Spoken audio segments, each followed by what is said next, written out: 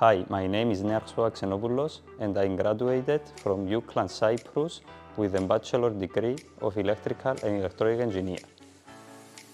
Currently, I work at Petrolina Solar with the position of electrical engineer.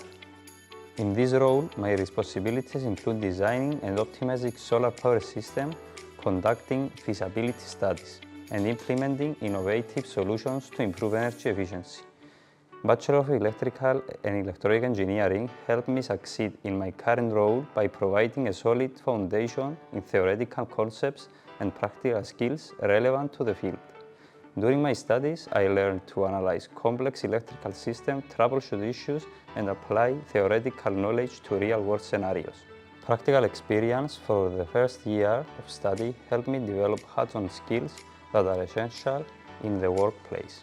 Engaging in laboratory experiments, projects, and internships allowed me to apply theoretical concepts to practical situations, fostering a deeper understanding of electrical engineering principles. Being eligible to register with the Cyprus Technical and Scientific Chamber benefit me in terms of professional development and opportunities. A tech membership opening doors to a network of industry professionals, conferences and workshops providing continuous learning opportunities and keep me updated on the latest innovations in the field.